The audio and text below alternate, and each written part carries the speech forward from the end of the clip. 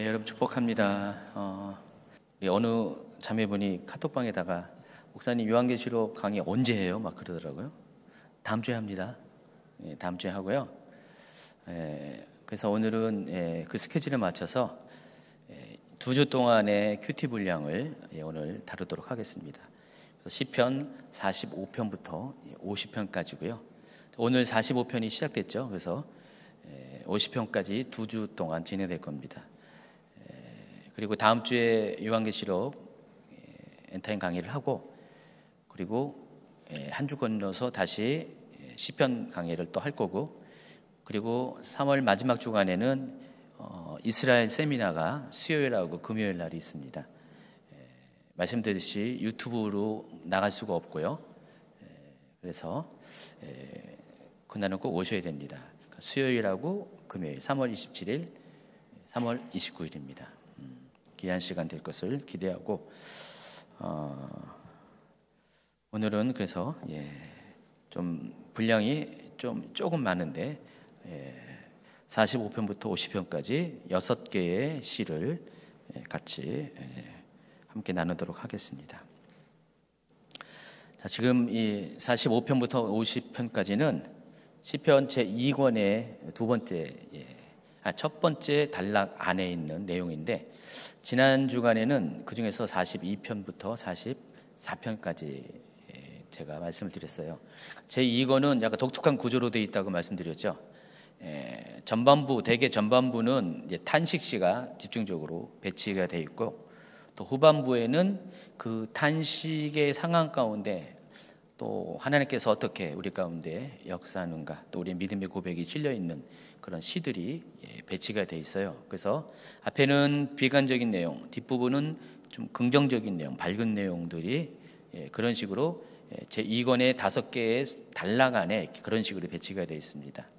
여러분, 탄원시, 탄식시의 일반적인 구조 자체가 전반부는 탄식의 내용, 후반부는 그 탄식 가운데서도 하나님의 도우심에 대한 고백, 또 감사, 또 믿음, 신뢰, 이런 내용들이 선제적 믿음의 형태로 아직 이렇게 역사 가운데 그 사람의 개인 삶 가운데 좋은 상황이 이루어진 건 아니지만 그렇게 믿는 믿음이 그런 표현으로 고백되어졌다고 말씀드렸어요. 그래서 탄식시가 보통 그런 이중 구조로 되어 있습니다. 그래서 어떻게 보면은 서로 다른 시처럼 느껴질 정도로 한 시 안에 그런 다른 분위기가 있습니다. 근데 이번에 우리가 제2권을 할 때 제2권도 모두 5개 소단락으로 소그룹으로 나눠지는데, 그 각 그룹마다 이렇게 각각의 시들이, 어떤 시는 탄식의 내용을 담은 시, 또 어떤 시는 긍정적인 내용을 담은 시, 이런 식으로 이렇게 구분이 되어 있어요. 그래서 마치 그래프를 그리면은 내려갔다가 올라갔다, 이런 파형을 보이면서 우리 가운데 이렇게 이 시들이 보여질 겁니다. 그래서 마치 이게 우리 인생과도 똑같은 것 같아요. 우리 인생도 탄식의 상황 가운데에서 하나님께 부르짖을 때 하나님은 우리를 구원하시고, 또 하나님은 우리의 피난처와 힘과 도움이 되신다. 오늘 이 찬양, 마지막 부른 찬양이 시편 46편 갖고 지은 찬양입니다. 제가 찬양팀에게 특별히 부탁을 했어요. 이 시편을 이 찬양을 불러달라고. 오늘 46편이 나온 거예요. 그래서 우리 인생이 꼭 그런 것 같습니다. 어려울 때 하나님은 우리의 피난처가 되시고 힘이 되시고 도움이 되시는 게 우리 인생입니다. 우리의 또 신앙, 믿음입니다. 자, 그게 시편 가운데 고스란히 표현이 되어 있습니다. 그래서 오늘은 지난주에는 이렇게 탄식의 상황을 이야기했다면, 오늘은 다시 그래프가 올라가서 긍정적인 내용들을 다루겠습니다. 그래서 오늘 6개의 시편은 탄식시가 전혀 없습니다. 탄식시가 전혀 없고 좀 밝은 주제의 그런 시편들로 구성이 되어 있습니다. 그래서 45편은 제왕시라고 합니다. 제가 지난번에 개론 부분 얘기할 때 숫자를 셌잖아요. 이 시편 45편에는 왕이라는 단어가 모두 몇 개 나왔죠? 기억하시는 분? 30개 나왔잖아요. 그렇죠? 제가 숫자를 여기 다 같이 셌어요. 30개라는 왕에 대한 단어가 나왔습니다. 그래서 시편에는 특별히 이제 그런 왕에 대한 찬양을 하는 독특한 그런 색깔의 시편이 있습니다. 이걸 제왕시라고 합니다. 그래서 45편은 제왕시고요. 또 46편은 시온시입니다. 시온시는 어떤 내용이죠? 시온이 어디를 가리킵니까? 예루살렘을 가리킵니다. 왜 예루살렘이 시온이냐? 하나님이 임재하는 곳이기 때문에, 하나님이 임재하는 장소, 하나님이 임재가 머무는 언약궤가 있는 성전이 있는 곳이기 때문에 거기가 예루살렘이 시온입니다. 만약에 하나님이 거기 안 계시면 시온이 아니겠죠? 그래서 그 예루살렘을 찬양하는 또 시가 있어요.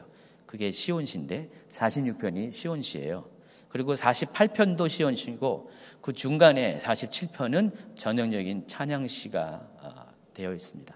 그리고 49편과 50편은 지혜시, 교훈시에 해당하는 시편입니다.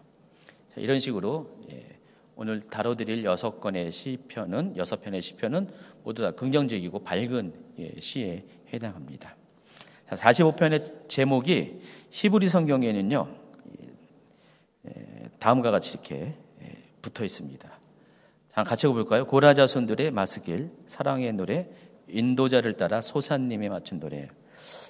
시편의 안에 있는 제목들, 없는 것도 있지만 대부분 제목들이 있는데 거기는 이 시편의 성격에 대해서 이렇게 잘 소개되고 있습니다.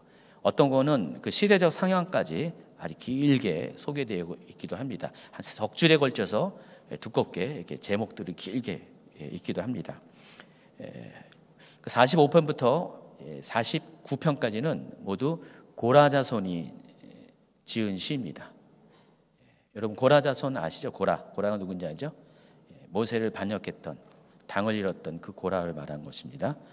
그래서 그 고라 자손들이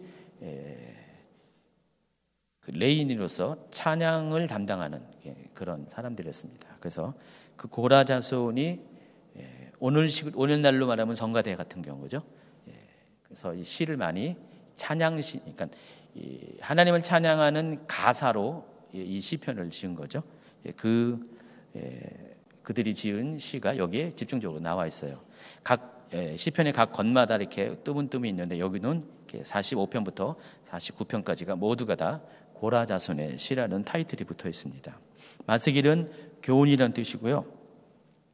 소사님이라는 것은 백합화곡조라고 해석하면 그렇습니다. 근데 백합화곡조가 뭔지는 몰라요. 옛날에 우리나라 그 전통 음악엔 있잖아요. 무슨 곡조가 있잖아요. 우리는 보통 음계가 5개죠. 궁상각치오죠. 근데 거기에 맞춰서 무슨 곡조 다 있잖아요.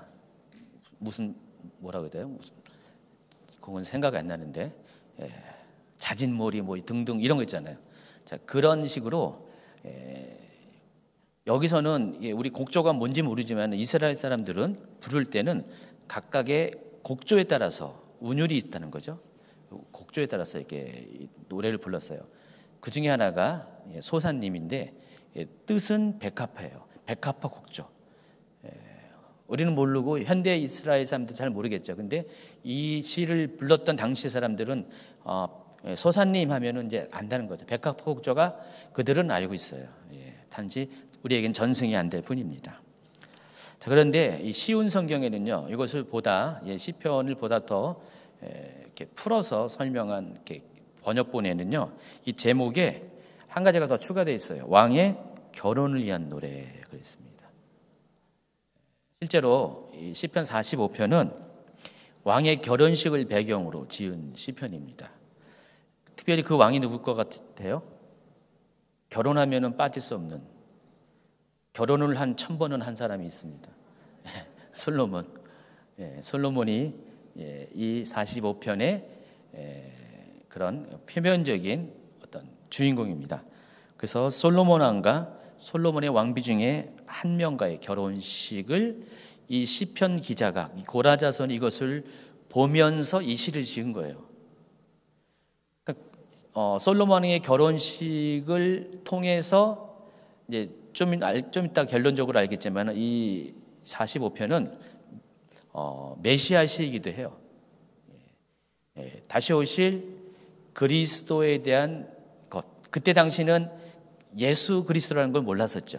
단지 메시아만은 알았겠죠. 그래서 그 메시아에 대한 그 고대하는, 기다리는 그런 메시아와의 연합을 꿈꾸는 그런 시입니다. 그래서 솔로몬이 메시아를 상징하는 사람이고요. 여기 나와 있는 왕비 누구겠어요? 오늘날로 따지면은 그리스도와의 연합을 꿈꾸는 교회의 성도들을 의미하는 것이죠. 일단은 겉으로 보이는 그 배경에는 솔로몬이 등장하고 솔로몬과 결혼하는 한 타국 공주가 등장을 합니다. 특히 10절의 내용으로 봐서 이 왕비는 결혼 동맹으로 얻은 타국의 공주일 가능성이 많습니다. 한번 45편 9절과 10절을 개역개정으로 먼저 한번 읽어볼까요? 왕이 가까이 하는 여인들 중에는 왕들의 딸이 있으며 왕후는 오빌의 금으로 꾸미고 왕의 오른쪽에 서도다. 딸이여 듣고 보고 귀를 기울일지어다. 내 백성과 내 아버지의 집을 잊어버릴지어다. 시온 성경으로 여러분 같이 읽습니다. 왕이 사랑하는 여자들 가운데는 여러 나라의 공주들이 있습니다. 왕의 오른쪽에는 오빌의 순금으로 꾸민 왕의 신부가 있습니다. 따님이여 내 말에 귀를 기울여 보시오.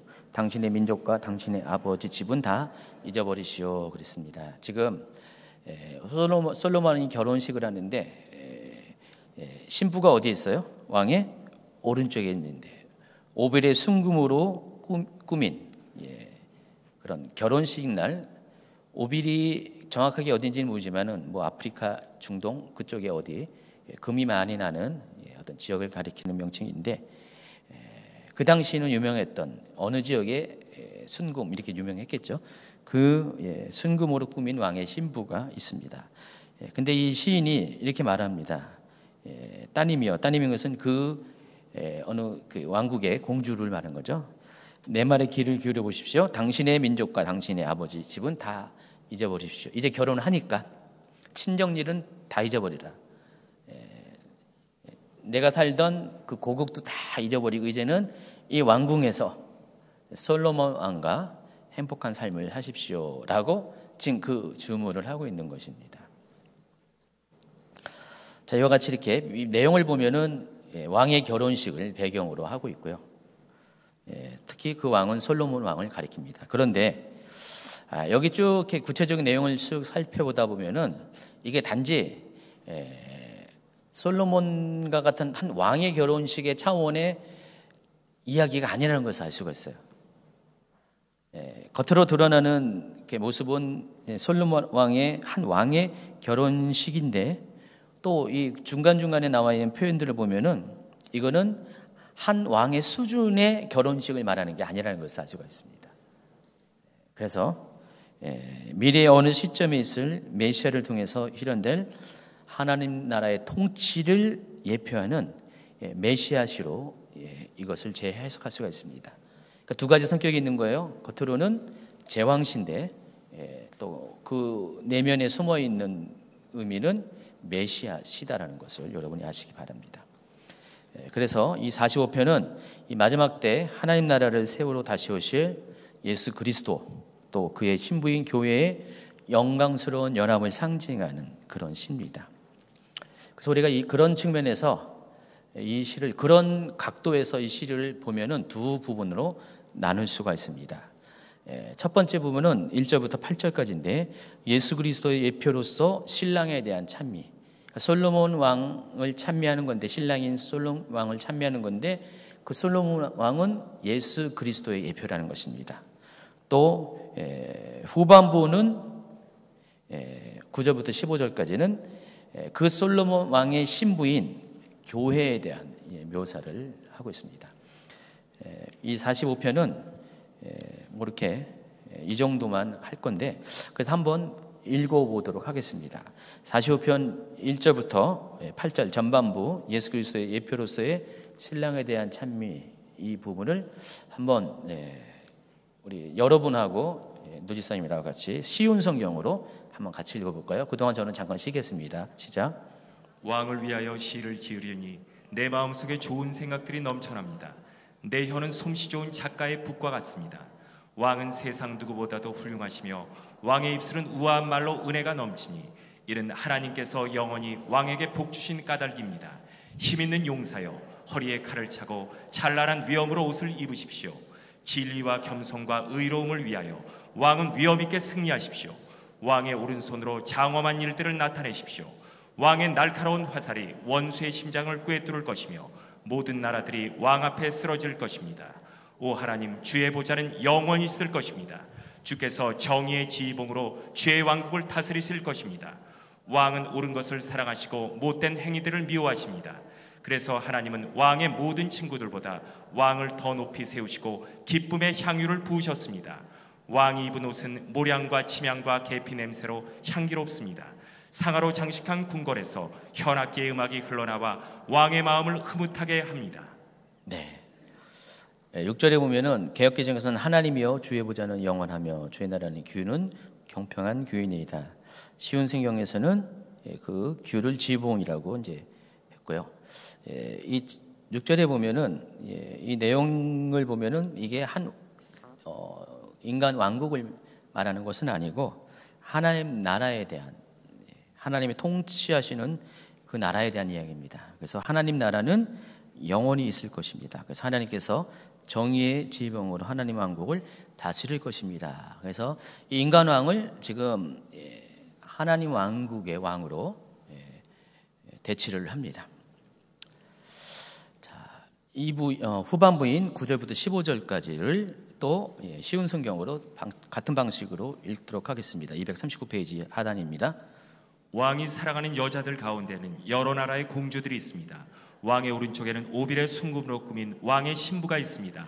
따님이여, 내 말에 귀를 기울여 보시오. 당신의 민족과 당신의 아버지 집은 다 잊어버리시오. 왕께서 당신의 아름다움에 흐뭇해 하시니 그분을 공경하시오. 왜냐하면 그분은 당신의 주인이시기 때문입니다. 두롯 사람들이 선물을 가지고 올 것입니다. 부자들이 당신의 호의를 요구할 것입니다. 왕국에 있는 공주가 더할 나위 없이 아름답습니다.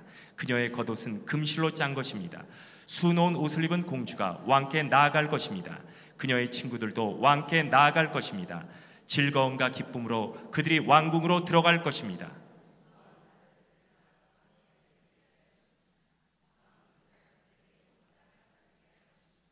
내가 이제부터 왕에 대한 기억을 대대로 전하겠습니다. 그리하여 온 나라가 언제나 왕을 찬양하게 될 것입니다. 자, 이걸 보면은 마치 아가서가 좀 약간 연상되지 않나요? 마가서에 있는 것처럼 마가서에도 솔로몬 왕이 등장하고 신랑으로서 또 신부인 술라미 여인이 등장하는데 솔로몬 왕도 마찬가지로 메시아를 상징하고요, 예수 그리스도를 상징하고 또 술라미 여인은 교회를 상징하는데 그와 같은 비슷한 어떤 이미지로 이렇게 45편은 기록이 되어 있습니다. 실제로 이 솔로몬 왕에게는 여기 보세요. 열왕기상 11장 3절 왕은 후궁이 700명이요 첩이 300명이라. 솔로몬 왕의 첫째 부인 정비라고 그러죠. 정비는 이집트 공주입니다. 그런데 솔로몬 왕은 여기 보면 후궁만 700명이고 첩이 300명입니다. 1000명의 부인을 데리고 있습니다. 문제가 많죠. 1000명의 부인이면은 이름도 다 기억 못할 것 같아요, 그렇죠? 근데 솔로몬은 기억하겠죠. 워낙에 명석한 사람이라서. 또 그 가운데 낳은 자식들이 얼마나 많을까요? 한 명만 낳아도 자식이 1000명인데 그 중에서 르호보암이 솔로몬의 왕위를 이었다는 건 대단한 거예요. 최소한 1000대 1의 경쟁을 뚫고 된 사람이니까. 솔로몬 왕은 이렇게 부인이 많습니다. 그런데 그 부인이 많음이 결코 좋은 게 아니었고요. 결국 솔로몬 왕국을 쇠퇴하게 하는 아주 근본적인 원인이 되었습니다. 왜냐하면 솔로몬 왕은 처음에는 굉장히 여호와 신앙으로 시작했지만은 이 부인들 때문에 그 부인들이 각 자기의 고국에서 데리고 들어온 우상을 전부 다 섬기도록 허락을 했고 또 자신도 그 우상을 섬기는 일에 동참을 했습니다. 솔로몬의 이렇게 후반부의 삶을 보면은 하나님 앞에 범죄한 삶, 우상 숭배하는 삶, 그런 삶을 샀습니다. 물론 솔로몬이 말년에는 다 회개하고 전도서까지 쓰고 이제 죽었지만은, 그렇지만은 이 솔로몬이 여인이 많은 것이 결국은 솔로몬 왕국을 이렇게 쇠퇴하게 하는 아주 근본적인 원인이 되었습니다. 그런데 그런 관점에서는 이게 문제가 되는데, 오늘 이 45편의 이 시상 안에서는 솔로몬 왕국의 아내가 많은 것, 여인이 많은 것은 또 우리에게 또 뭐 긍정적인 어떤 메시지가 있습니다. 왜냐하면 이 솔로몬 왕이 장차 오실 메시아를 상징한다고 그랬잖아요. 근데 솔로몬 왕과의 결혼은 이방인 여자들이 결혼했습니다. 지금 이 1000명의 여인들은 거의 대부분 외국의 공주들입니다. 당시 결혼 동맹을 통해서 솔로몬이 사랑한 여인도 있겠지만은 대부분이 결혼 동맹을 통해서 아내가 된 거예요. 그래서 그들이 외국 공주였지만은 다 이스라엘의 사람이 된 겁니다. 그래서 아까 10절에 딸들이여 하면서 그대의 고국과 그대의 아버지는 다 잊어버리십시오라고 했잖아요. 근데 그와 마찬가지로 솔로몬 왕으로 상징화된 예수 그리스도를 통해서 이방의 모든 민족들이 그 예수 그리스도와의 영적 결합을 통해서 하나님 나라의 일원이 됐다는 그런 측면에서 메시아적 시의 관점에서는 이건 굉장히 더 긍정적인 메시지라는 것을 우리가 알 수가 있습니다. 제 말이 뭔 말인지 아시죠? 실제적인 상황에서는 솔로몬의 신부가 많은 것은 문제 중에 문제인데, 영적인 측면에서 특별히 메시아적 시라는 관점에서 이것은 그것을 상징하는 거예요. 이방의 신부들은 바로 이방의 성도들을 말하는 것입니다. 그들이 전에는 하나님을 몰랐습니다. 그들은 하나님 나라와 상관이 없는데 왕이신 메시아이신 예수 그리스도와의 결합을 통해서 그들은 이방이 아니라, 더 이상 이방이 아니라 하나님 나라의 일원이 됐다는 것, 하나님 왕국의 일원이 됐다는 것. 그렇기 때문에 과거에 이방에 속했던 모든 것들은 잊어버려라 하는 메시지가 10절이라는 것이죠. 자, 끝. 45편 다 됐고요. 그래서 46편으로 넘어갑니다. 자, 46편의 시대적인 배경은요, 유다 왕 히스기야 때 아수르 왕 사네립이 거의 20만 대군을 데리고 이스라엘을 침공합니다. 유다를 침공할 때 지금 유다는 아주 국가적인 흥망성쇠가 달려있는 중요한 시기였어요. 히스기야로서는 그들의 군대를 대항할 힘이 없었습니다. 거의 이제 예루살렘이 만 이렇게 점령되면은 유다의 운명은 끝나는 그런 상황이었어요. 18장 열왕기하 18장 13절 한번 읽어볼까요?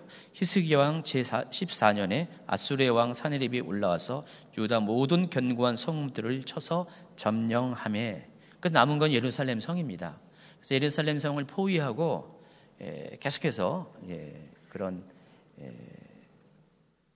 그 뭐라고 그러죠? 그거를 무슨 수리라고 그러죠? 공격하기 전에 심리전으로 계속 이스라엘 백성들을 항복하게끔 계속 그렇게 하고 있습니다. 그런 상황 가운데 하나님께서 어떻게 했습니까? 19장 35절 이 밤에 여호와의 사자가 나와서 아수르 지정에서 군사 18만 5천 명을 친지라 아침에 일찍이 일어나 보니 다 성장이 되었더라. 하룻밤 사이에 하나님께서 그 거대한 대군들을 물리치시고 마침내 그 나라가 멸망하는 그 절대절명의 순간에서 유다 왕국을 구출해 주십니다. 바로 그 역사적 사건이 있었고, 그 역사적 사건을 통해서 하나님의 놀라운 사건을 구원의 은혜를 찬양하면서 지은 시가 바로 46편이라는 것입니다. 그래서 궁극적으로는 하나님의 영원한 통치를 예언적으로 이 시편 46편으로 노래합니다. 제목이 고라자손의 시 인도자를 따라 알라못에 맞춘 노래. 이 알라못이라는 것은 여기에만 등장하는 단어인데 문자적으로 처녀들, 젊은 여자들을 의미하고 이게 곡조예요. 이것도 곡조이기 때문에 이런 식으로 부르라 그랬습니다. 그래서 이게 추측하기를 높은 음이나 소프라노로 불려지는, 그렇게 부르라는 그런 악상 기호인 것 같아요. 그래서 알라못이라는 것은 처녀들의 목소리, 젊은 여자들의 목소리, 소프라노의 목소리로 이 시를 찬양하라, 그런 뜻입니다. 그래서 여러분 이제 이따가 우리 소프라노들만 한번 불러볼까요? 시편 46편을 베이스는 다 빠지고. 자, 이 46편은 열거법으로 이렇게 구성되어 있어요. 그래서 46편 안에는 모두 3개의 연이 있어요. 그 3개의 연이 각각 이렇게 열거법으로, 문법적으로 열거법으로 이렇게 되어 있습니다. 그래서 이 3개의 연은 끝부분에 모두가 빠지지 않고 공통적으로 있는 게 셀라라는 단어가 있습니다. 셀라라는 단어가 무슨 뜻이라고 제가 이 시편 처음에 개론할 때 얘기했어요. 간주의 의미가 있어요. 쉬어가라는 뜻입니다. 그래서 이 셀라가 나오면 잠깐 쉬었다가 심호흡하고 잠깐 쉬었다가 그 사이에 뭐가 나오겠죠. 악기가 뭐가 이렇게 하겠죠. 그리고 나선 다시 두 번째 연으로 들어갑니다. 그래서 첫 번째 연이 1절부터 3절입니다. 그래서 알라못들 한번 1절부터 3절까지 해볼까요? 시작. 처녀들 한번 1절부터 3절까지 소프라노 목소리로 한번 해보겠습니다. 시작. 하나님은 우리의 피난처시요 힘이시요 환난 중에 만날 큰 도움이시라. 그러므로 땅이 변하든지 산이 흔들려 바다 가운데 빠지든지 바닷물이 솟아나고 뛰놀리지 그것이 넘침으로 산이 흔들지라도 우리는 두려워하지 아니하리로다. 셀라. 여기 1절에 하나님은 우리의 피난처시오라는 이 표현이 46편에는요 각 연마다 한 번씩 다 이렇게 반복적으로 등장해요. 그래서 1절에도 있고요, 7절에도 있고 또 11절에도 각 연마다 하나님은 우리의 피난처시다라는 고백이 3번이나 반복적으로 나옵니다. 그래서 지금 이 46편은 결국은 주제가 이거죠. 하나님은 우리의 피난처십니다. 왜 그럴까요? 아수르의 공격의 상황 가운데 하나님께서 유다를 보호해 주셨기 때문에, 피난처가 되어 주셨기 때문에, 그 역사적 사실을 배경으로 이 시편이 지어졌기 때문에 그렇게 반복적으로 이렇게 고백을 하는 것입니다. 여기 피난처에 해당하는 히브리어 이 마하세라는 단어는 높은 산처럼 안전한 곳을 의미합니다. 그러니까 높은 산에 요새와 같은 철옹성 같은 데는 적들이 들어올 수가 없죠. 그게 피난처라는 것입니다. 그러니까 접근이 불가능한 장소를 이야기합니다. 그러니까 하나님이 우리의 피난처가 되시면 대적들이 감히 우리에게 접근을 할 수 없게끔 그렇게 하나님은 우리의 환경을 만들어 주신다는 그런 고백입니다. 또 힘이라는 단어, 오즈라는 단어는 이와 반대적으로 공격적인 능력을 가리킨 거예요. 그러니까 피난처가 방어적인 면을 이야기한다면은 힘은 공격적인 능력을 가리킵니다. 그래서 하나님은 우리의 피난처시요 힘이시요라는 것은 하나님은 우리를 방어적으로 보호해 주시는 분이심과 동시에 우리에게 대적을 싸워 이길 수 있는 또한 능력을 주시는, 힘을 주시는 그런 분이라는 것입니다. 이 고백 가운데 2가지의 신앙 고백이 들어가 있는 것입니다. 그리고 3번째, 환난 중에 만날 큰 도움이시다라고 그랬습니다. 그래서 이 문자적인 의미가 하나님은 공경의 때에 즉시 이용 가능한 도움이시다 그랬습니다. 그러니까 하나님은 우리에게 마냥 기다리게 하시는 분이 아니라 우리가 어렵고 힘든 상황 가운데 우리를 위해서 즉시로 피난처가 되시고 즉시로 힘이 되시는 그런 하나님이라는 고백이 있는 거예요. 그래서 1절에 나와 있는 하나님은 우리의 피난처시요 힘이시요 환난 중에 만날 큰 도움이시라. 아까 여러분 찬양한 것은 이 찬양할 때 그런 신앙 고백이 있는 거예요. 하나님은 우리가 어렵고 힘들고 대적으로 공격받을 때 대적들이 우리를 감히 공격할 수 없는, 접근할 수 없는 곳에 우리를 보호하시고 또 우리에게 힘을 주셔서 그들을 물리칠 수 있는, 근데 이 모든 것들이 우리의 상황에 더디 반응하는 것이 아니라 곧바로 즉시로 우리를 도우시는 그런 하나님이시다라는 고백을 하고 있습니다. 여러분 어때요? 하나님을 그렇게 만나고 있습니까? 하나님은 나의 피난처십니다, 나의 힘이십니다, 나의 도움이십니다라고 고백을 하고 계세요? 찬양만 하고 계시는 거 아니고. 우리가 이 시편은 어떤 의미라고 했죠? 율법과 선지자는 위에서부터 하나님에서 내려오는 것이라면은, 계시라고 한다면은, 시편은 올려드리는 거예요. 성문서는 올려드리는 것입니다. 그래서 이 성문서 시편을 통해서 우리의 신앙 고백을 하나님께 올려드릴 때 하나님은 다시 우리 고백을 듣고 또 다시 하나님의 응답을 내려주시는 그런 구조로 되어 있어요. 그래서 이 시편을 통해서 여러분의 고백을 간증을 하나님께 올려드리면 하나님께서 이걸 들으시고 또 들으신 그대로 여러분 삶 가운데 역사하신다는 것들을 잊지 마시기 바랍니다. 어려운 일 당할 때, 힘든 일을 당할 때 울지 마시고 또 서글퍼하지 마시고 두려워하지 마시고, 하나님은 나의 피난처십니다. 하나님은 나의 힘이십니다. 하나님은 내가 환난 중에 만날 큰 도움이십니다. 그 고백을 한 100번만 해보세요. 힘들 때마다 딴 거 하지 마시고 계속 중얼중얼하면서 하나님은 나의 피난처십니다. 힘이십니다. 내가 환난 중에 만날 큰 도움이십니다. 그리고 계속해서 해보시면은 이 고백 그대로 여러분이 다른 기도를 안 할지라도 하나님은 그 상황 가운데 그렇게 여러분을 만나 주실 것을 확신합니다. 아멘. 자, 2절과 3절을 보면은 그러므로 땅이 변하든지 산이 흔들려 바닷 가운데 빠지든지 바닷물이 솟아나고 뛰놀든지 그것이 넘침으로 산이 흔들지라도, 이 상황을 보면은 지각 변동의 어떤 상황을 의미해요. 그래서 특별히 이것을 한마디로 이렇게 표현하면은 지진이 일어날 때 현상을 말한다 할 수가 있습니다. 실제로 이스라엘이 지금 닥친 국가적인 상황이 큰 지진이 일어난 것 같이 굉장히 위험한 시기였어요. 정치적으로 또 외교적으로 또 환경적으로 굉장히 지진이 일어날 정도로 굉장히 모든 근간이 흔들리는 그런 상황이었습니다. 그런데 그런 상황 가운데 하나님은 나의 피난처시고 힘이시고 도움이시기 때문에 내가 그 모든 상황을 능히 이길 수가 있습니다 라는 고백을 하는 것입니다. 넘어가서 4절부터 7절까지 두 번째 단락을 연을 같이 하겠습니다. 자, 다시 알라못에 맞춰서 우리 한번 4절부터 7절까지 한번 같이 해볼까요? 시작. 여러분들 같이 하겠습니다. 한 시내가 있어 나뉘어 흘러 하나님의 성 곧 지존하신 이의 성소를 기쁘게 하도다. 하나님이 그 성 중에 계심에 성이 흔들리지 아니할 것이라. 새벽에 하나님이 도우시리로다. 문나라가 떠들며 왕국이 흔들렸더니 그가 소리를 내심에 땅이 녹았도다. 만군의 여호와께서 우리와 함께 하시니 야곱의 하나님은 우리의 피난처시로다. 셀라.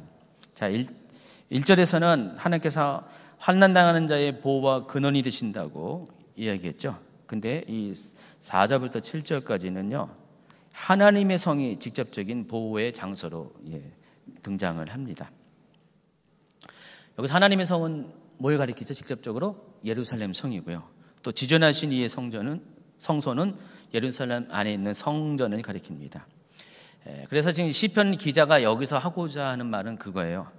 예루살렘 성에 하나님의 임재가 있기 때문에 하나님의 임재가 머무는 한 그 성은 안전할 것이다. 그 고백을 하는 것입니다. 특별히 이제 5절에 새벽에 하나님이 도우시리로다. 자, 이것은 출애굽기 14장 홍해를 가르실 때 하나님께서 새벽에 홍해를 가르셨죠. 그 장면을 염두에 두고 이 시편 기자가 쓴 겁니다. 새벽이라는 것은 히브리어 직역으로 하면은 아침이 그 얼굴을 나타내는 순간에 이런 뜻이에요. 그러니까 아침이 그 얼굴을 나타내는 순간에 하나님께서 도울 것이다 라는 그런 의미가 있어요. 그래서 하나님께서 실제로 역사 가운데 홍해를 갈라서 그와 같은 방식으로 이스라엘 백성을 구원하신 것처럼 히스기야 시대에도 하나님이 똑같이 새벽에, 물론 밤이죠. 밤 가운데 아수르 군대가 다 스스로 싸우다가 멸망을 한 겁니다. 근데 밤 가운데 밤이 지나서 새벽에 보니까 아수르 군대가 다 스스로 멸망을 해버렸어요. 바로 그와 같은 상황을 지금 출애굽기 14장의 상황과 오버랩하면서 시편 기자가 지금 이 이야기를 하는 거예요. 지금 이 히스기야 시대의 이 놀라운 사건이 마치 출애굽 시대의 홍해를 가르는 그 사건과 같은 그런 의미라는 그런 뜻입니다. 8절부터 11절 마지막 연입니다. 같이 있습니다. 와서 여호와의 행적을 볼지어다. 그가 땅을 황무지로 만드셨도다. 그가 땅 끝까지 전쟁을 쉬게 하시며 활을 꺾고 창을 끊으며 수레를 분사르는도다. 이르시기를 너희는 가만히 있어 내가 하나님 됨을 알지어다. 내가 문나라 중에서 높임을 받으리라. 내가 세계 중에서 높임을 받으리라 하시도다. 만군의 여호와께서 우리와 함께 하시니 야곱의 하나님은 우리의 피난처시로다. 하나님께서 인간의 모든 갈등들, 전쟁을 없앨 것이라는 선언을 여기서 하고 있습니다. 여호와의 행적은 하나님께서 출애굽 시대부터 지금까지 히스기야 시대까지 이스라엘 민족을 구원하신 모든 역사들을 의미하는 것입니다. 그래서 그 모든 하나님께서 행하신 것들을 보라는 것입니다. 그리고 그와 같은 일을 행하신 하나님께서 지금 아수르 군대도 물리쳐 주심으로 전쟁을 그치게 했다라는 그 얘기를 하고 있습니다. 그래서 우리가 이런 상황 가운데 우리가 해야 될 게 여기 뭐라고 했어요? 너희는 가만히 있어 내가 하나님 됨을 알지어다. 그러니까 우리가 이런 상황 가운데 우리가 해야 될 것은 뭐예요? 열심히 우리도 힘을 합쳐가지고 하나님 나라의 전쟁에 동참하는 뭐 칼은 없어도 호미를 들고라도 곡괭이 들고라도 그렇게 싸우라는 그 얘기가 아니라 우리가 할 것은 아무것도 없다는 것입니다. 하나님께서 행하실 것을 믿음의 눈으로 신뢰하는 마음으로 지켜보라는 것입니다. 그러면 하나님께서 우리를 위해서 일하신다는 것입니다. 그런 상황 가운데 지금 여러분 이렇게 홍해가 가로막고 있는 상황 또는 지금 18만 5천 명의 대군이 아수르 군대가 여러분을 포위하고 있는 상황에 빠진 분이 있습니까? 겹겹이 여러분의 삶을 포위하고 있는 상황 가운데 빠진 분이 있습니까? 어떻게 됩니까? 빠져나가려고 애써야 됩니까? 놀래서 막 소리 질러야 됩니까? 아닙니다. 하나님께서 새벽에 도우실 것을 기대하고 또 여러분이 하나님의 하나님 되심을 목도하는 그런 영광에 참여하는 자가 되길 바랍니다. 47편으로 넘어갑니다. 47편은 전형적인 찬양시고요. 이 47편은 이스라엘 백성이 이제 나팔절 때 신년에 나팔을 불면서 하나님께 제사를 드리죠. 신년제를 드리는데 바로 그때 국가적인 찬송시로 사용이 되었습니다. 근데 이 처음부터 끝까지 온 땅의 왕이신 하나님께서 보좌에 오르시는 즉위 장면을 노래했어요. 그래서 찬양시라고도 부르고 장르상 또 즉위시, 대간시라고도 부릅니다. 그러니까 시편의 분류상 대간시라고 있어요. 그러니까 왕이 즉위하는 건데 그게 메시아께서 온 세상의 왕으로 등장하는 것을 상징하는 거거든요. 그런 용도로도 이 시편이 사용하고요. 또 5절에 근거해 보면은 5절에 볼까요? 하나님께서 즐거운 함성 중에 올라가시며 여호와께서 나팔 소리 중에 올라가시도다. 이 한 절을 통해서는 그리스도의 승천을 예표하는 메시아시다라고도 분류합니다. 그래서 47편은 크게 두 부분으로 나눠지고 각각의 첫 부분에는 하나님을 찬양하라는 요청이 공통적으로 들어가 있습니다. 그래서 한번 이것을 1절부터 5절 첫 번째 단락을 한번 읽고 두 번째 단락도 있습니다. 집사님 읽어주세요. 너희 만민들아 손바닥을 치고 즐거운 소리로 하나님께 외칠지어다. 지존하신 여호와는 두려우시고 온 땅의 큰 왕이 되심이로다. 여호와께서 만민을 우리에게 나라들을 우리 발 아래 복종하게 하시며 우리를 위하여 기업을 택하시나니 곧 사랑하신 야곱의 영화로다. 셀라. 하나님께서 즐거운 함성 중에 올라가시며 여호와께서 나팔 소리 중에 올라가시도다. 두 번째 연 6절부터 9절. 찬송하라 하나님을 찬송하라. 찬송하라 우리 왕을 찬송하라. 하나님은 온 땅의 왕이심이라. 지혜의 시로 찬송할지어다. 하나님이 뭇 백성을 다스리시며 하나님이 그의 거룩한 보좌에 앉으셨도다. 문나라의 고관들이 모이며 아브라함의 하나님의 백성이 되도다. 세상의 모든 방패는 하나님의 것이며 그는 높임을 받으시리로다. 자, 이렇게 47편은 간단하게 알고 계시고요. 48편으로 넘어갑니다. 빨리빨리 하니까 너무 좋죠. 예. 48편은 시온시예요. 46편도 시온시고 48편도 시온시입니다. 시온시는 어떤 거죠? 예루살렘을 찬양하는 그런 시입니다. 여기도 또 시대적인 배경이 있습니다. 아까 46편이 히스기 왕 때 아수르 왕 사네립이 공격해 들어올 때 하나님께서 구원해 주셨던 그 역사적인 사건을 기억하면서 지은 시라고 한다면은 여기도 비슷합니다. 이번에는 여호사밧 왕 때 모압, 암몬, 에돔 연합 주변에 이스라엘 주변에 있는 연합군들이 연합해서 이스라엘 침공하는 사건이 있었어요. 그 역대하 20장에 나와 있는데 그때 하나님께서 찬양대를 앞세워서 전진하는 여호사밧 군대를 통해서 하나님께서 이들도 마찬가지로 자기들끼리 싸우다가 자기들이 멸망하는 그런 놀라운 일을 행하셨죠. 그 역사적인 사건을 기억하면서 지은 시입니다. 그래서 역대하 우리 20장 1절과 계속해서 22장 23절 한번 읽어주세요. 상황을. 그 후에 모압 자손과 암몬 자손들이 마온 사람들과 함께 와서 여호사밧을 치고자 한지라. 그 노래와 찬송이 시작될 때 여호와께서 복병을 두어 유다를 치러 온 암몬 자손과 모압과 세일산 주민들을 치게 하심으로 그들이 패하였으니 곧 암몬과 모압 자손이 일어나 세일산 주민들을 쳐서 진멸하고 세일 주민들을 멸한 후에는 그들이 서로 쳐 죽였더라. 네, 여기 세일산 주민은 에돔을 가리키죠. 그래서 하나님께서 비슷한 설정이에요. 46편에 비슷한 설정이고 하나님께서 대적을 물리친 그것을 기념하기 위해서 실으셨습니다.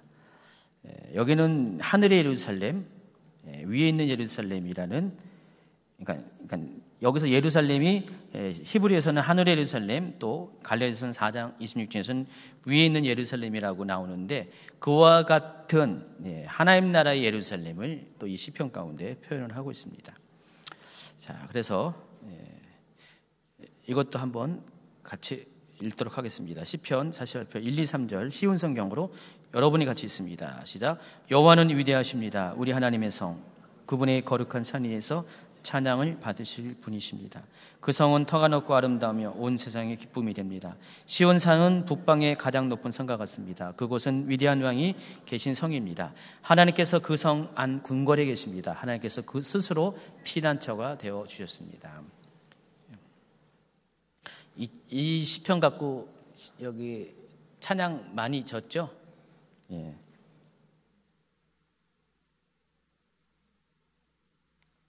제가 옛날에 성가대 젊은 시절에 성가대 할 때 이런 성가곡이 있었어요. 여호와는 빠라랑 위대하다.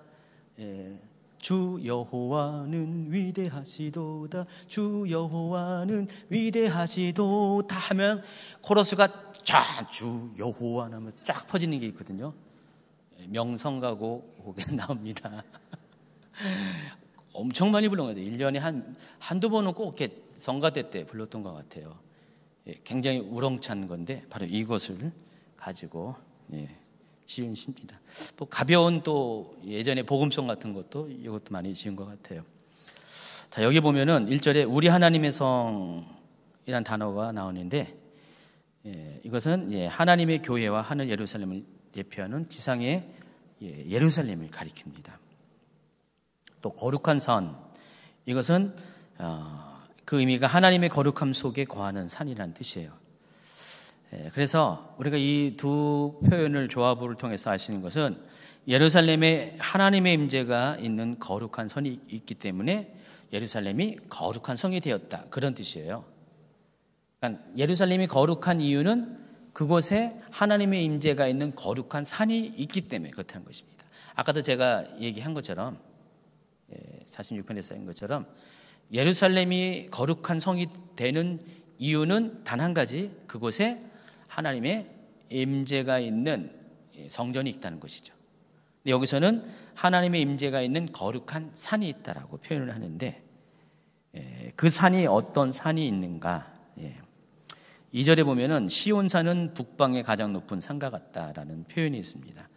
그래서 여러분, 어떤 분들은 이 시온산이 북방에 있는 산과 같다. 그래서 이스라엘의 전 국토적으로 북방에 있는 꼭대기에 있는 어떤 그 산을 유치하는데 내용은 그렇지 않습니다. 실제적인 내용은 그렇지 않아요. 가장 이스라엘의 북방에 있는, 오늘날 현대 이스라엘의 가장 북방에 있는 산이 헬몬산인데 그 산을 의미하는 것이 아니라는 것입니다.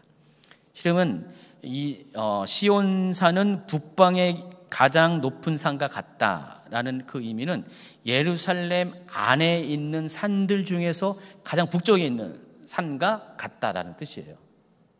뭔 말인지 아세요? 근데 실은 예루살렘은요 여러 산으로 이렇게 구성이 되어 있어요.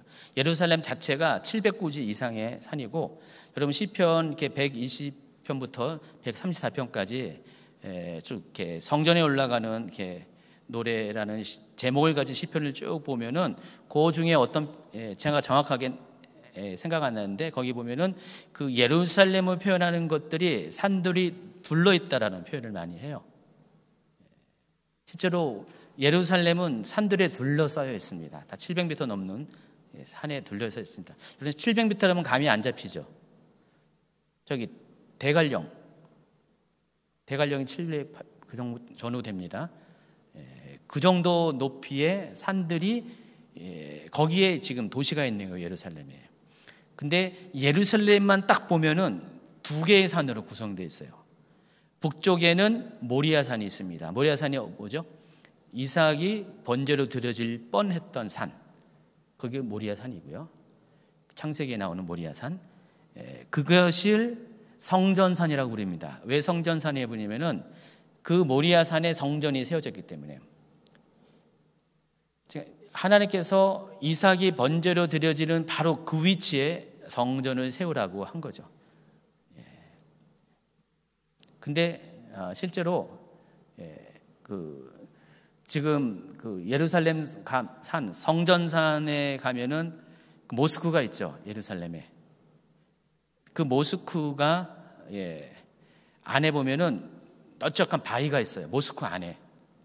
그게 이삭이 번제로 드려진 바위예요, 실제적으로. 근데 이제 이슬람 전설에 따르면은 모하메드가 그 바위에서 승천을 했다, 그렇게 믿고 있어요. 그래서 거기가 3대 무슬람 성지 중에 하나입니다. 그래서 그 바위를 중심으로 모스크가 세워진 거예요. 오마르 사원이 세워졌어요. 황금돈 사원이요, 세워졌는데, 근데 실제로 예루살렘 성전은 그 바위 위에 세워진 게 아니고 바로 그 옆에 50m 서쪽에 세워져 있습니다. 그래서 그 예루살렘 성전이 세워진 그 산을 가리켜서 성전산이, 성전이 있기 때문에 성전산이라고 부릅니다.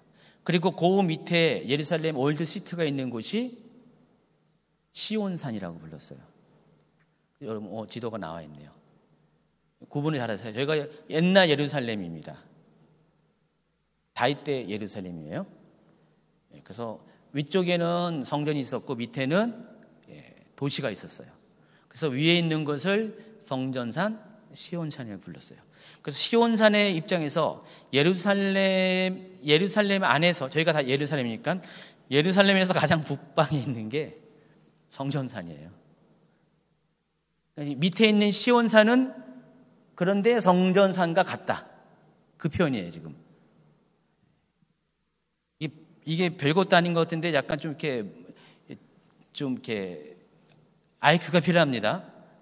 여러분, IQ를 빨리 지금 돌리시기 바랍니다. 이 표현이 뭐라고 했죠? 큰 왕의 성 곧 북방에 있는 시온산이 그러하다더나, 이 표현 자체가 뭐냐면은 이런 의미예요. 지금 시온을 지금 찬양하는 거잖아요. 예루살렘을 찬양하는 거잖아요. 예루살렘을 찬양하는데 예루살렘 도시가 시온산에 있어요. 지금 밑에 있는 시온산에 있어요. 남쪽에 있는 시온산에 있는데, 근데 시온산의 그 가치가, 중요도가 저 북방에 있는 저 산, 성전이 있는 저 산과 가치적으로 동일하다, 그 얘기하는 거예요. 지금 48편은 예루살렘을 찬양하는 시잖아요. 예루살렘을 찬양하는, 시온을 찬양하는 시인데, 근데 그 예루살렘의 그 중요도가, 영적인 가치가 저 북방에 있는 성전산과 동일하다, 지금 그렇게 표현한 거예요. 그러니까 우리가 많이 이거 오해하거든요. 저 북방에 있는 뭐 시온해가지고 저 그냥 이스라엘의 국토의 저 꼭대기에 있는 뭐 헬몬산을 연상하고 그러는데 그 뜻이 아니라는 거예요. 시온산이 저 성전산과 같다. 그 존귀함의 측면에서는 그 성전산 그거와 같다라는 그런 뜻이라는 것입니다. 왜냐하면은 이곳에 하나님의 임재가 있기 때문에. 넘어가겠습니다. 또 4절부터 8절은 아까 말씀드린 것처럼 여호사밧 왕 때에 그 주변에 에돔, 암몬, 또 모압 연합군이 이스라엘을 공격할 때 하나님께서 그들을 물리친 역사적 사건을 배경으로 하고 있습니다. 그래서 그때에 그들이, 그 왕들이 그 지역에 쳐들어왔지만 하나님께서 그들을 어떻게 대하셨는가, 어떻게 물리치는 것을 지금 표현을 여기 묘사를 한 겁니다. 4절부터 8절까지 같이 한번 읽도록 하겠습니다. 쉬운 성경으로 시작. 수많은 왕들이 모여 그 성을 치러 왔습니다. 그러나 그 성을 보고 그들은 깜짝 놀라서 무서워하며 달아났습니다. 두려움이 덮치자 아이들을 낳는 여자처럼 그들이 고통하였습니다. 동풍에 부서지는 타시스의 배들처럼 주께서 그들을 깨뜨렸습니다. 전능하신 여호와의 성 안에서 우리가 귀로 들었습니다. 우리 하나님의 성 안에서 우리가 눈으로 보았습니다. 하나님께서는 항상 그 성을 안전하게 하신다는 것을 우리가 듣고 보았습니다. 셀라. 네, 바로 그 성은 예루살렘 성입니다. 그 예루살렘 성 안에서 지금 포위가 된 채 있었는데 하나님께서 행하신 것들을 들었다는 것이에요. 근데 우리가 이렇게 구원을 받은 것이 이 시온산 예루살렘 성이 북방에 있는 그 산 성전성과 같이 하나님의 거룩한 임재가 있는 곳이기 때문에 이렇다, 그 얘기하는 겁니다. 이해하시겠죠? 또 9절 10절 시온 성전에 가득한 하나님의 영광을 노래하고 또 나머지는 또 기타 등등 이야기를 하고 있습니다. 끝났고요. 이제 49편과 50편 두 가지를 하겠습니다. 아까 제가 45편부터 48편까지 하나의 또 제2권의 단락의 또 단락이라고 그랬어요. 그러니까 42편부터 44편까지는 다 탄식시예요. 그러니까 개인의 또 국가적인 고난의 상황 가운데 힘든 것들을 고백한 것이 42편, 44편이에요. 그 고백 가운데 그 탄식의 상황을 어떻게 이기느냐 하는 것이 좀 전까지 했던 45편부터 48편까지는 하나님의 다스림, 하나님의 통치됨을 신뢰하고 그것을 따라가면 우리가 그 고난의 상황을 이길 수가 있다, 그 얘기를 한 거고요. 이 49편과 50편에는요 재물과 관련된 얘기가 쭉 나옵니다. 두 가지가 다 지혜시 교훈신데, 그래서 그 상황 가운데, 탄식의 상황 가운데서 우리가 재물이 없다는 것을 원망하지 말라는 그런 이야기를 하고 있습니다. 자세한 얘기는 이제 보면 알게 됐습니다. 그래서 49편에 보면은 마치 이게 잠언에 있는 느낌이 듭니다. 그래서 시편 안에는 위즈덤 쌈이라고 지혜의 시가 있어요. 그래서 꼭 잠언 느낌이 들어가고 있습니다. 그래서 이 얘기를 여기 쭉 보면은 결국 뭔 얘기하냐면은 인생은 너무 짧다. 인생은 순간적이다. 근데 하나님 나라는 영원하다.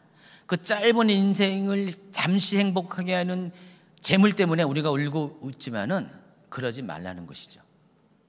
영원한 하나님 나라를 소망한다면은 그 재물 때문에 이렇게 연연하는 우리가 얼마나 어리석은 삶을 살고 있느냐, 그 얘기를 하고 있는 거예요. 그래서 시편 49편을 또 세 단락으로 나눌 수가 있는데 한번 같이 읽도록 하겠습니다. 1절부터 4절까지 쉬운 성경으로 있습니다. 같이 있습니다. 시작. 사람들이여 이 말을 잘 들으십시오. 귀를 기울이십시오. 이 땅에 사는 모든 사람들이여 높은 사람이나 낮은 사람이나 부자나 가난한 사람이나 다 들어보십시오. 나의 입은 지혜를 말하겠고 내 마음은 명철에 가는 것을 말하겠습니다. 내가 지혜로운 말에 귀를 기울이고 수금을 타면서 나의 수수께끼를 풀 것입니다. 여기가 서론 부분이고요. 이제 5절부터 15절까지는 악인의 번창이 헛된 것임을 이렇게 노래를 합니다. 그래서 집사님이 5절부터 15절까지 쉬운 성경으로 읽어주시기 바랍니다. 불행할 때 내가 어찌 두려워하겠습니까? 간사하게 속이는 자들이 나를 둘러칠 때 어찌 내가 무서워하겠습니까? 그들은 자기들의 돈을 믿고 사는 사람들이며 자기들의 재물을 자랑하는 사람들입니다. 사람은 자신의 목숨을 돈 주고 살 수 없으며 하나님께 목숨을 사겠다고 돈을 낼 수도 없습니다. 사람의 생명값은 너무도 비싸며 아무리 많이 내어도 살 수 없습니다. 돈을 많이 낸다고 사람이 영원히 살고 돈이 많다고 죽지 않는 것은 아닙니다. 보십시오. 지혜 있는 사람도 죽고 어리석은 사람도 멍청한 사람도 모두 죽습니다. 무덤이 영원히 그들의 집이 될 것이며 묘지가 대대로 그들이 사는 집이 될 것입니다. 그들의 이름으로 땅을 사지만 결국 다른 사람들이 그 땅을 차지하게 될 것입니다. 사람이 아무리 돈이 있어도 영원히 살지는 못합니다. 동물들처럼 그들도 죽을 것입니다. 이것이 자신을 굳게 믿는 사람들에게 일어나는 일이며 그들의 말을 따르는 사람들이 치르는 대가입니다. 셀라. 그들은 양같이 죽음 앞에 엎드릴 것이며 사망이 그들을 치며 다스릴 것입니다. 아침이 되면 정직한 사람들이 그들을 다스릴 것입니다. 그들의 육체는 무덤에 묻혀 썩혀질 것입니다. 무덤이 그들에게 호화스러운 저택이 될 것입니다. 그러나 하나님은 내 영혼을 무덤에서 건지실 것입니다. 이는 그분이 나를 붙드시기 때문입니다. 셀라. 마침 이렇게 장례를 치르면서 더욱더 이런 부분을 느낍니다. 죽음 앞에는 정말 이렇게 가져갈 게 없더라고요. 자신의 육체도 가져갈 게 없어요. 이번에 이제 돌아가신 우리 집사님 어머니 보니까 정말 다 이 세상 가운데 남겨놓고 가신 것 같아요. 제가 이제 지난주 목요일 날 이렇게 잠깐 뵀을 때는 그냥 뼈밖에 없어요, 진짜. 한 몸무게 한 20-30kg 될까? 완전히 아무것도 남지 않은 그런 상태. 오랫동안 병상에 누워 계셨지만은 사람은 다 그런 거죠. 죽음 앞에서는 아무것도 가져갈 게 없습니다. 잠깐 장례식 때 수의를 입히고 간을 짜지만은 그것도 며칠 안 가죠. 또 화장하면은 남는 건 뼈가루밖에 없는 그런 겁니다. 그런데 부자들은 자신의 이 재물 끝까지 가져가려고 하지만은 또 가난한 자는 그 재물 없음으로써 많이 힘들어하지만은 결국은 부자나 가난한 자나 가져갈 때는 죽을 때는 집도 가져가지 못하고 돈도 가지고 못하고 아무것도 가져갈 수가 없습니다. 참 표현이 재밌죠. 여기 보니까 무덤이 그들에게는 호화스러운 저택이 될 것입니다. 어떻게 무덤이 호화스러운 저택이 될 겁니까? 진시황 무덤 말하는 겁니까? 아니죠. 그만큼 의미 없다는 이야기입니다. 16절부터 20절까지 쉬운 성경으로 또 읽어주시기 바랍니다. 어떤 사람이 부자가 된다고 하여 두려워하지 마십시오. 어떤 집이 번성한다고 하여 못마땅하게 생각하지 마십시오. 그것은 사람은 죽을 때 자기 소유를 가져가지 못하고 그가 쌓은 영광이 그 사람을 따라가지 못하기 때문입니다. 그는 살아있을 때만 자기가 복받은 사람이라 생각하고 사람들은 모든 일들이 잘 될 때 그를 칭찬할 것입니다. 그러나 그는 반드시 그 조상들이 있는 곳으로 돌아갈 것입니다. 그는 더 이상 빛을 보지 못할 것입니다. 사람이 아무리 돈이 있어도 깨닫지 못하면 멸망하는 동물들과 같습니다.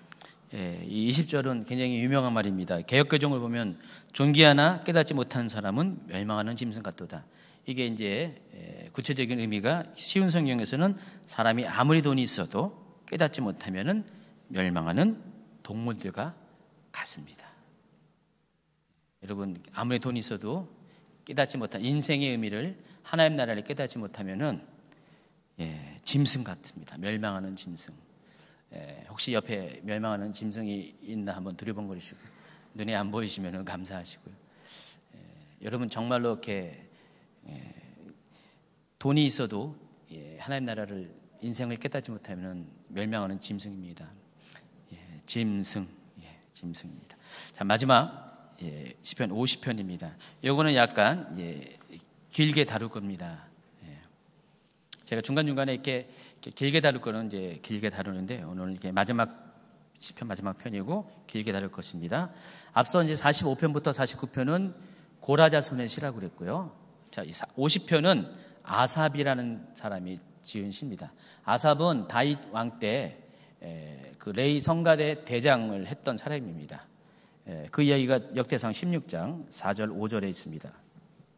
또 레위 사람을 세워 여호와의 궤 앞에서 섬기며 이스라엘 하나님 여호와를 칭송하고 감사하며 찬양하게 하였으니 아삽은 우두머리요 그 다음은 스가랴와 여이엘과 여기까지만. 스미라봇과 아삽이 우두머리라고 했습니다.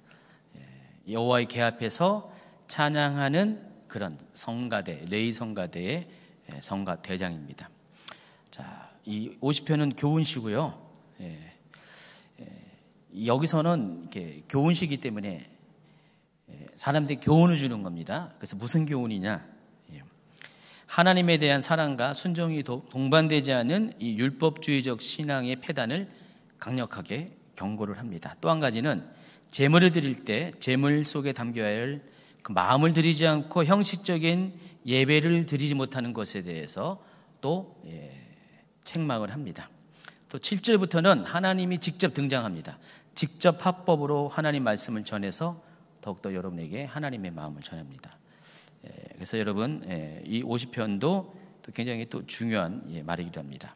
자, 1절부터 6절이 모두 4개 부분 나온 것 중에서 첫 번째 연인데 여기 보면은 4절 5절 6절 한번 읽어볼까요? 하나님이 자기의 백성을 판결하시고 위 하늘과 아래 땅에 선포하여 이르시되 나의 성도들을 내 앞에 모으라 그들은 제사로 나와 언약한 이들이니라 하시도다. 하늘이 그의 공의를 선포하리니 하나님 그는 심판장이시미로다 그랬습니다. 지금 시편 기자는 하나님께서 자기의 백성을 판결하시려고 위 하늘과 아래 땅에 선포하여 이렇게 말씀하셨다고 그랬습니다. 나의 성도들을 내 앞에 모으라 그들은 제사로 나와 언약한 이들이라 그랬습니다. 하나님께서 지금 심판장이 되어서 재판장이 되어서 하나님의 백성들을 불러 모으십니다. 불러 모으셔가지고 하나님이 직접 하나님의 백성들을 지금 심판하시겠다는 거예요. 재판을 하시겠다는 거예요. 그런데 하나님이 재판하는 근거가 뭐냐? 그들이 제사로 나와 언약한 이들이기 때문에. 여러분 출애굽기 19장에 보면 하나님께서 우리와 언약을 맺는 장면이 나오죠. 그리고 24장에 보면은 하나님께서 또 구체적으로 율법을 주심으로 그들과 언약을 하는 장면이 나옵니다. 그래서 24장 한번 같이 읽도록 하겠습니다. 1절 2절 먼저 읽어주세요.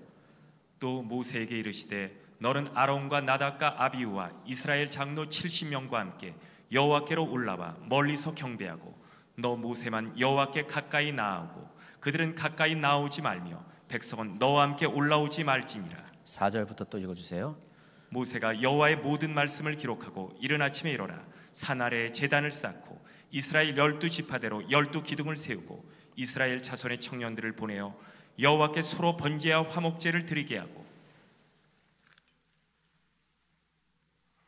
모세가 피를 가지고 반은 여러 양푼에 담고 반은 제단에 뿌리고 언약서를 가져다가 백성에게 낭독하여 듣게 하니 그들이 이를 때 여호와의 모든 말씀을 우리가 준행하리이다. 바로 이 장면이에요. 하나님께서 이스라엘 백성들에게 번제와 화목제를 드리게 하고 그 상황 가운데서 언약서를 가져다가 백성에게 모세의 입을 통해서 낭독하게 했습니다. 그래서 백성들이 뭐라고 했어요? 여호와의 모든 말씀을 우리가 준행하리이다. 또 우리가 하나님의 백성이 될 것입니다라는 그 고백을 한 거예요. 하나님이 지금 이것을 얘기하는 거예요. 이 장면을 기억하면서 봐라, 너희가 출애굽기 24장에서 제사로 나와 언약을 맺은 그런 사람들이 아니냐. 그러면 어떻게 해요? 언약이라는 것은 계약이잖아요. 계약을 지킬 때는 거기에 합당한 대우를 받지만은 계약을 지키지 못할 때는 어떻게 돼요? 거기에 따른 제재를, 심판을 받게 되죠. 지금 하나님께서 이스라엘 백성들에게 지금 내가 그 언약에 따라서, 계약에 따라서 너희들을 지금 판단하겠다, 재판하겠다라고 하면서 그들을 모으라, 지금 그 얘기를 하고 있는 것입니다. 그래서 하나님께서 두 가지로 그들을 판단하십니다. 재판하시는데 첫 번째 내용이 7절부터 15절까지입니다. 그래서 여기 보면은 심판받아야 할 첫 번째 내용이 그들의 형식적인 예배에 대한 것이라는 것을 알 수가 있습니다. 7절 같이 한번 읽어볼까요? 내 백성아 들을지어다 내가 말하리라 이스라엘아 내가 네게 증언하리라 나는 하나님 곧 내 하나님이로다. 원래 이제 히브리어에서는 들으라가 먼저 들어갑니다. 쉐마가 먼저 들어가요. 쉐마 이스라엘이 들어가죠. 근데 신명기 6장에도 보면은 쉐마가 나오잖아요. 여러분 유명한 6장 4절부터 나와 있는 유명한 말 아시죠? 그 쉐마 이스라엘 해가지고 그와 같이 들으라라는 단어가 여기 나와요. 그 들으라 하는 것은 이제 하나님의 말씀이 너희들에게 임할 것이다, 그 뜻이에요. 그래서 쉐마는 곧 하나님의 말씀을 의미하는 것입니다. 그래서 하나님께서 이스라엘에게 들으라 해놓고 나는 너희 하나님이라고 해놓고 첫 번째가 말하는 것이 8절부터 한번 같이 읽어볼까요? 쉬운 성경으로 시작. 나는 내가 드리는 제사를 탓하지 않는다. 내가 언제나 내게 태워 바치는 번제를 꾸짖지 않는다. 나는 내 외양간의 소나 내 우리 속에 있는 염소를 바라지 않는다. 그것은 숲에 있는 온갖 동물이 다 나의 것이며 언덕에 있는 수많은 소가 다 나의 것이기 때문이다. 나는 산 위에 있는 모든 새들을 알고 있다. 들판에 살아있는 것들이 다 나의 것이라. 내가 배고프다 할지라도 너희에게 말하지 않을 것이다. 땅과 그 위에 있는 모든 것이 다 나의 것이기 때문이다. 내가 소의 고기를 먹더냐 내가 염소의 피를 마시더냐. 지금 하나님이 의인화해서 자신을 직접 합법으로 얘기하는 거예요. 나는 너희들이 갖고 있는 너희들이 드리는 제사에 대해서 여타저타 말하지 않는다는 것입니다. 어차피 그 모든 제물들은 다 누구 것이에요? 하나님 것이고요. 또 하나님이 소를 드세요? 소고기 좋아하세요? 염소 피를 즐겨 드시나요?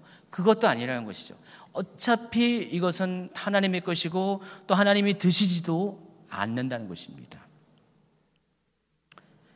그런데 이스라엘 사람들은 어떻게 생각하냐면은 자기들이 하나님께 제사를 정성스럽게 좋은 것으로 하나님이 기뻐할 만한 채상품으로 드리지 못해서 하나님께서 자신들을 미워하신다, 자신들을 책망하신다 라고 생각한다는 것입니다. 그런데 하나님은 그것 때문에 그렇다는 것이 아닙니다. 하나님이 이들을 책망한 이유가 뭐라고 했어요? 이들이 중심으로 하나님을 제사하지 않기 때문에, 감사로 하나님을 제사하지 않기 때문에 하나님께서는 그것을 지금 책망한다는 것입니다. 하나님이 원하시는 제사가 뭐예요? 정말 최상의 제사로, 최상의 물건으로, 최상의 품질의 그런 짐승으로 드리는 제사가 아니라 정말 신령과 진정으로 드리는 제사, 온 마음으로 드리는 제사, 감사로 드리는 제사, 그것을 하나님이 원하는데 이스라엘 백성은 그러지 않았다는 것입니다. 그래서 그것에 대해서 지금 하나님께서 온 땅과 하늘을 동원해가지고 이스라엘 나와 언약한 제사로 언약한 백성들이 여기 불러모으고 내가 그들에게 따져보겠다, 심판하겠다, 재판해보겠다 하면서 하신 이 말씀이라는 것입니다. 그래서 하나님은 제일 먼저 우리에게 감사로 드리지 않는 제사에 대해서 책망을 하십니다. 이 구절과 더불어서 우리 호세아 6장 6절 또 아모스, 미가서를 연속으로 읽어보면은 하나님이 기뻐하는 제사가 어떤 것인지를 우리가 알 수가 있습니다. 같이 있습니다. 나는 인애를 원하고 제사를 원하지 아니하며 번제보다 하나님을 아는 것을 원하노라. 아모스입니다. 내가 너희 절기들을 미워하여 멸시하여 너희 성회들을 기뻐하지 아니하나니 너희가 내게 번제나 소제를 드릴지라도 내가 받지 아니할 것이요 너희의 살찐 희생의 화목제도 내가 돌아보지 아니하리라. 내 노랫소리를 내 앞에서 그칠지어다 내 비파 소리도 내가 듣지 아니하리라. 오직 정의를 물같이 공의를 마르지 않는 강같이 흐르게 할지어다. 미가서 6장 내가 무엇을 가지고 여호와 앞에 나아가며 높으신 하나님께 경배할까? 내가 번제물로 일련된 송아지를 가지고 그 앞에 나아갈까? 여호와께서 천천의 순양이나 만만의 강물 같은 기름을 기뻐하실까? 내 허물을 위하여 내 마다들을 내 영혼의 죄를 말미암아 내 몸에 염려를 드릴까? 사람아, 주께서 선한 것이 무엇임을 내게 보이셨나니 여호와께서 내게 구하시는 것은 오직 정의를 행하며 인자를 사랑하며 겸손하게 내 하나님과 함께 행하는 것이 아니냐. 이것이 하나님이 기뻐하는 제사, 하나님이 원하시는 제사라는 것입니다. 여러분에게 요구하시는 것이 바로 이것인데, 사람들은 자신의 기준에 맞춰서, 자신의 재물관에 맞춰서 하나님을 우리가 섣부르게 판단을 하면서 하나님이 우리가 드리는 그 재물의 가치와 재물의 종류에 따라서 그것이 만족하지 못해서 책망을 하신다라고 생각을 하십니다. 그게 절대로 아니라는 것. 두 번째가 16절부터 21절까지인데, 여기에서는 그들의 삶에 대해서 책망을 하십니다. 16절부터 21절까지 한번 같이 읽어볼까요? 그러나 하나님께서 못된 사람들에게는 이렇게 말씀하십니다. 너희가 무슨 권리로 나의 율법을 읽느냐? 너희가 무슨 권리로 내 언약에 대해 말하느냐? 너희는 나의 가르침을 미워하고 내가 하는 말에 등을 돌린다. 도둑을 보면 그와 함께 어울리고 간음하는 자들 편에 선다. 입으로 나쁜 말을 하며 너희 혀는 거짓말을 꾸며댄다. 너희 형제에 대해서는 계속해서 설득고 다니고 너희와 한 핏줄인 사람에 대해서도 비난하고 다닌다. 너희가 이러한 일을 할 때에도 나는 잠잠히 있었다. 아마 너희는 나를 너희와 똑같이 생각했을 것이다. 그러나 이제 내가 너희를 꾸짖으며 너희의 죄를 하나하나 드러낼 것이다. 그랬습니다. 그들이 율법책을 읽으면서도 또 나는 하나님과 언약을 맺은 백성입니다라고 이야기하면서도 언약을 맺은 백성의 삶을 살아야 되잖아요. 율법을 읽기만 한 것이 아니라 율법대로의 삶을 살아야 되잖아요. 그러니까 율법이 말하는 것은 하나님께서 이렇게 원하는 우리의 삶의 방식들이 다 거기 나와 있는데, 도둑질하지 말라. 여러분 이렇게 십계명부터 쭉 하면은요, 그 십계명에 있는 내용들을 다 알면서도 이들은 입으로는 말하면서도 실제로 지키지 않고 정면으로 그것들을 다 그 율법을 범하는 삶을 살았다는 것입니다. 그렇게 할 때도 하나님은 잠잠히 있었다고, 그들을 징계하지 않고 기다렸는데 그들이 착각을 한 거예요. 아마 하나님도 나와 똑같은 분이실 거다. 근데 그게 아니라는 것입니다. 이제 내가 너희를 꾸짖을 것이며 너희의 죄를 하나하나 드러낼 것이다 라고 지금 하나님이 말씀을 하시고 계십니다. 시편에 오늘 시편 50편의 내용을 보면은 하나님 우리를 재판하신다는 이야기를 하시면서, 그 재판하는 이유가 우리가 당연히 하나님과 제사로 언약을 맺은 백성이기 때문에, 그냥 우리가 만약에 그 제사로 언약을 맺은 백성이 아니라면 하나님이 관여를 안 했다는 것입니다. 우리식으로 말하면 그거예요. 우리가 지금 예수 그리스도를 영접해서 하나님의 자녀가 되고 백성이 되었죠. 근데 만약에 우리가 예수 그리스도 안에 있지 않았으면 하나님이 뭐라고 안 했다는 것이에요. 왜냐하면 우리는 하나님을 모르는 사람이기 때문에 하나님의 말씀도 모르고, 예전 시간에 하나님 율법도 모르는 거잖아요. 또 하나님과의 친밀한 관계도 우리가 맺지 못했기 때문에, 하나님 자체를 모르기 때문에 그들의 세상 사람들의 죄에 대해서 하나님께서는 타치하지 않는다는 것이죠. 그런데 우리가 하나님이 된 자녀가 된 이상, 이제 우리가 하나님의 말씀을 갖게 된 이상, 그때부터는 우리는 하나님의 자녀로서의, 또 말씀을 받은 자로서의 삶을 살아야 된다는 거예요. 그렇죠? 그래서 하나님이 어느 때에 우리는 그냥 하나님이 우리를 건들지 않는다고 해서, 말하지 않는 데서 하나님은 나하고 똑같은 분이야 라고 생각을 하고 있는지는 모르지만은, 하나님께서 때가 되면은 우리를 부르셔서 꾸짖으시면서 우리의 죄를 하나하나 드러내실 것이라는 것입니다. 그 첫 번째가 예배에 관한 것이에요. 우리가 아무리 헌금을 많이 한다 할지라도, 우리가 아무리 우리의 여러 가지로 하나님 앞에 봉사한다 할지라도, 우리 안에 정말 하나님이 원하시는 공의와 하나님이 원하시는 그 하나님의 뜻 가운데 그런 것을 행하지 않는다면 하나님은 그것 다 받지 아니한다는 것입니다. 우리는 착각해요. 우리가 열심히 교회에 충성하고 열심히 몸으로 섬기고 열심히 많은 헌금을 드리면 하나님이 기뻐하실 거라고 생각하는데, 우리의 중심이 들여있지 아니하는 그런 모든 것들은 하나님은 받으시지 아니한다는 것입니다.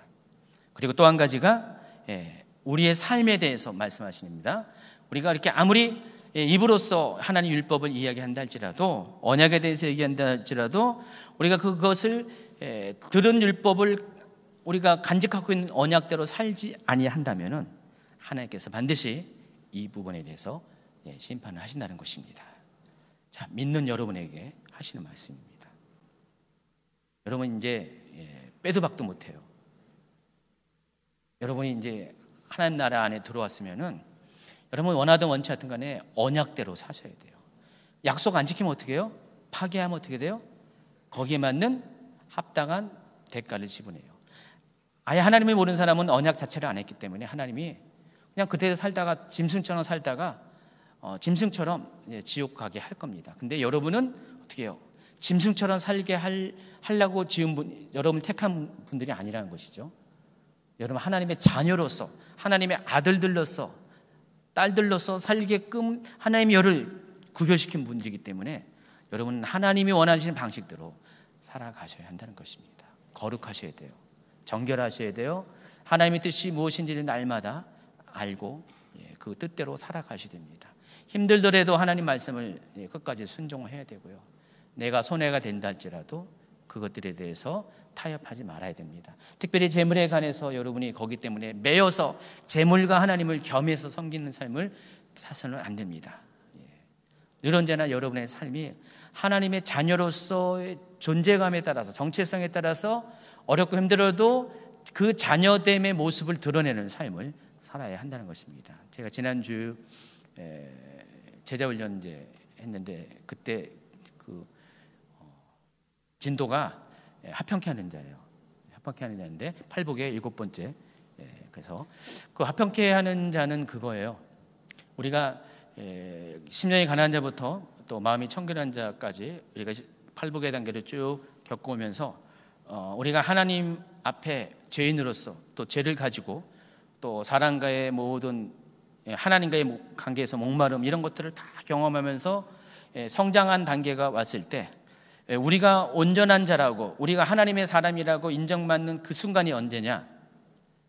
합평케 하는 자의 삶을 살 때, 그 단계에 이를 때 우리가 그렇게 인정을 받게 됩니다. 우리가 합평케 하는 삶을 살면 사람들이 우리가 말하지 않았는데 하나님의 자녀인 것으로 인정을 합니다. 하나님이 우리에게 요구하신 것은 그거예요. 우리가 뭐 스스로 뭐 대단하게 뭐 이렇게 우리 자신을 어필하고 그러지 않아도 우리가 그냥 자연스럽게 하나님 말씀을 가지고 살아갈 때 우리가 살아가는 방식을 통해서 사람들이 저 사람은 정말 교회 다니는 사람이야. 저 사람은 교회 집사님 같아. 저 사람은 목사님 같아. 뭐 그런 소리를 들어야 한다는 것입니다.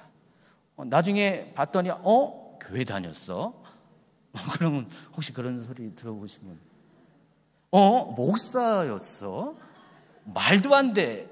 뭐 그러면 안 된다는 것입니다.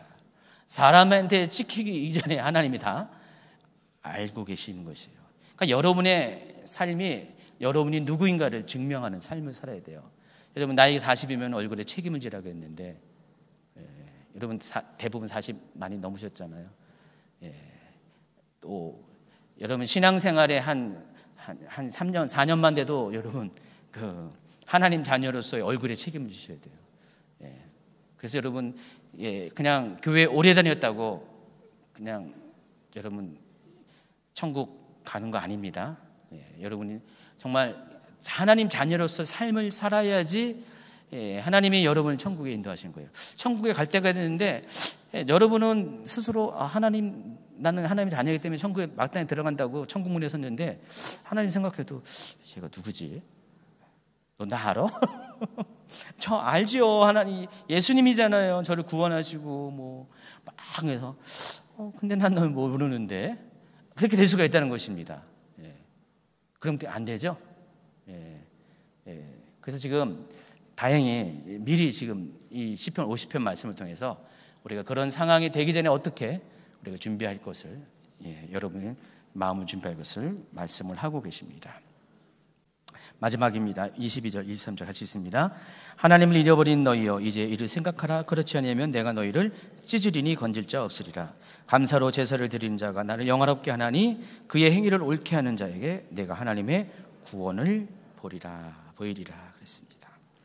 하나님께서 진정한 원하는 예배는 감사로 예배드린 것과 옳은 행위로 하나님 기뻐하는 행위로 드리는 삶의 예배라는 것을 꼭 잊지 마시기 바랍니다. 자, 그래서 오늘 이제 여기 마치고 다음 주 51편은 다윗의 시로 다시 넘어갑니다. 51편부터 71편까지는 모두가 다 다윗의 시예요. 그래서 51편 자체가 또 탄식시로 시작합니다. 또 한 번에 또 롤러코스터를 탑니다. 그래서 여러분 다음 주는 안 하겠어요. 그 다음 주죠. 그래서 이 2주 동안 오늘 이렇게 45편부터 나머지 50편까지 2주 동안 묵상하면서 이 말씀을 통해서 잘 먼저 파악하고 깊은 묵상의 단계로 들어가기 바랍니다.